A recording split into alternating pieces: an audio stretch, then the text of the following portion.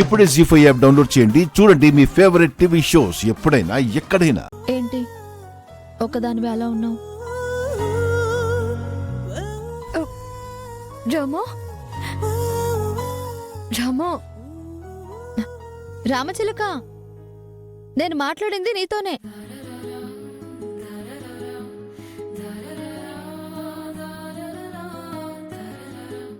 ఏంటి ఏం ఆలోచిస్తున్నావు? అడిగేది నిన్నే.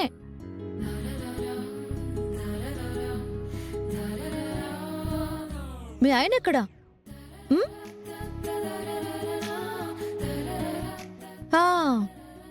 బాగున్నారు. ఒక రకంగా అదృష్టవంతులు మీరు. అరే ఎందుకు అంటావా? ఇంకెందుకు? ప్రేమని గెలిచారు కదా అందుకు. గెలిపే రామచిలక. ఈ భూమి మీద నాలాంటి రామలక్ష్ములు కోట్లల్లో ఉంటారు. ఎంతమంది ప్రేమలో పడుంటారు, కానీ అందరూ ఆ ప్రేమని గెలుస్తారా చెప్పు? నా దృష్టిలో ప్రేమలో గెలుపు పెళ్ళే.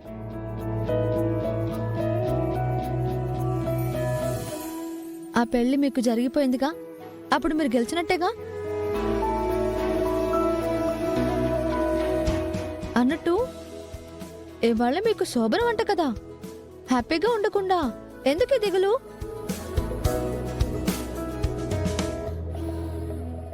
ఓ, మా బాధలు చూసా? లేక మా బాధలు మీ పెళ్లి వల్లే అని గిల్టీ ఫీలింగ్ చూసా?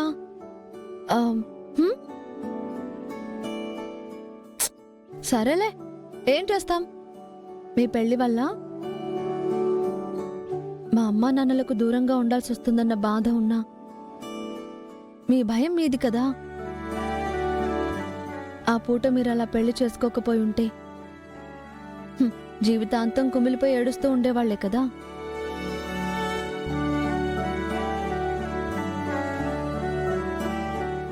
అది కాదు రామా, నేను చిలక చూడు, ఎందుకు ఊరుకూరికే అడ్డొస్తున్నావు? చెప్తున్నాను కదా, అయిందేదో అయింది. అయిన దాని గురించి ఆలోచించకుండా అవ్వాల్సిన దాని గురించి ఆలోచించు.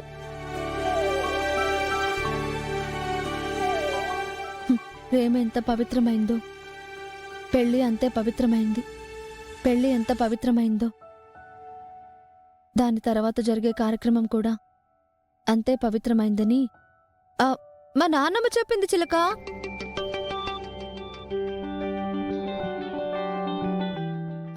మాకేదో బాధ కలిగిందని, మీ ఆనందాన్ని వాయిదా వేసుకోమని ఎవరు చెప్పారు?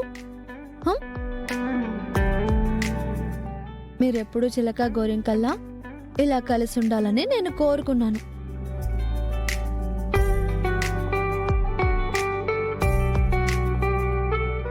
కానీ ఆపరేషన్ సక్సెస్, పేషెంట్ డెడ్ అన్నట్టు మీరు కలవాలన్న కోరిక నెరవేరింది, కానీ మీ కార్యానికి కావాల్సిన ఏర్పాట్లలో మా అమ్మకి సహాయం చేసే అవకాశం లేకుండా పోయింది. ఇదిగో, పండగలా అందరూ కలిసి ఆనందంగా జరపాల్సిన కార్యక్రమాన్ని కరోనాలో జరిగే ఫంక్షన్లా చూడాల్సి వస్తుంది.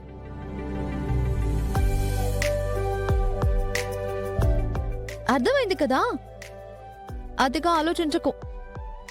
మేం బాధపడుతున్నామని ఈ టైంలో అస్సలు ఆలోచించకు. వెళ్ళు. Anyway, congratulations.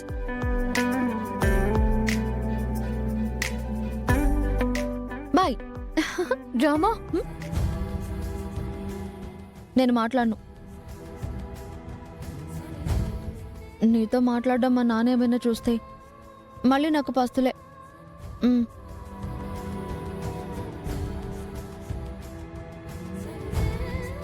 అందరిలాగే నువ్వు మమ్మల్ని అపార్థం చేసుకుంటున్నావు రామా.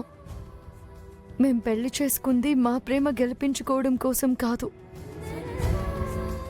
నీ కోసం, నీ ప్రేమను బ్రతికించడం కోసం. నీ ప్రేమను బ్రతికించడం కోసమే మేము ఈ పెళ్లి చేసుకున్నాం, అంతే.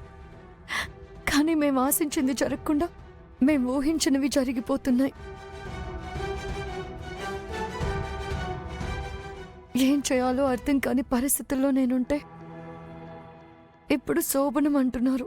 పాపం పెద్దమ్మకు తెలియదు కదా మేమే కారణంతో ఈ పెళ్లి చేసుకోవాల్సి వచ్చిందో.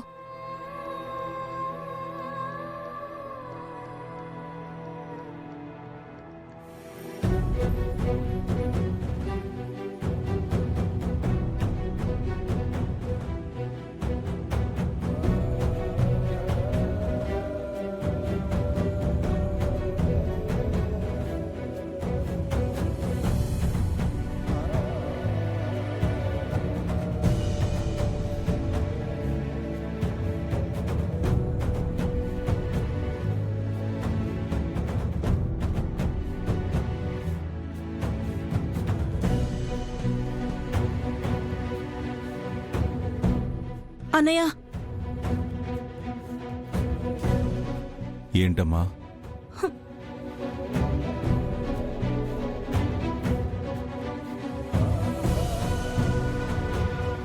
చూసావా అన్నయ్య, చూసావా? చూసి కూడా పట్టి పట్టినట్టు ఎలా వెళ్తుందో. ఎవరు? ఇంకెవరన్నయ్య? వదినే. ఏంటి? ఏంటంటే ఏం చెప్పాలన్నయ్య? నవమాసాలు మోసి కన్న తల్లిని నేను ఒకదాన్ని ఇక్కడున్నానా?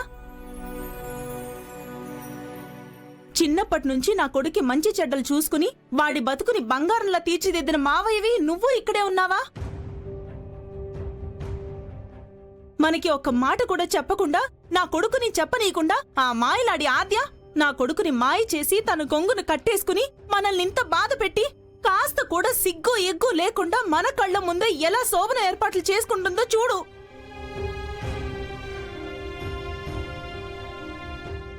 ఏమో పద్మా, పెళ్లి చేసుకున్నారుగా, శోభన ఏర్పాట్లు చేసుకుంటే ఏంటి, చేసుకోకపోతే మీకేంటి? అసలు వాళ్ళతో నీకు పని ఏంటి? అదేంటమ్మా అంత మాట అంటావు? అసలు నేను ఆ పెళ్లినే పెళ్లిలా చూడడం లేదు. ఆ ఆద్యని కోడలుగా అస్సలు చూడడం లేదు. అలాంటిది వాళ్ళిద్దరికీ ఈ వదిన గారు తగుందిరమ్మా అని శోభన ఏర్పాట్లు చేస్తే తల్లిని నాకెలా ఉంటుంది?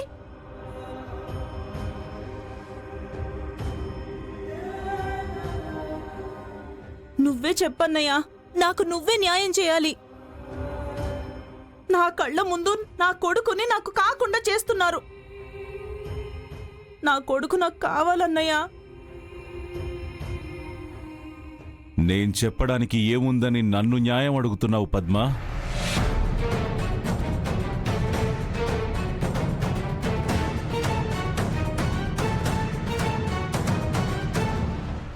అదేంటన్నయ్యా? నీ కొడుకు మీద నీకంత మనసు లాగుతుంటే, నీ కొడుకు నీకు కావాలనుకుంటే నువ్వు కూడా ఇప్పుడే ఈ క్షణమే ఆ గీత దాటి అవతలకి వెళ్ళిపోవచ్చు పద్మా.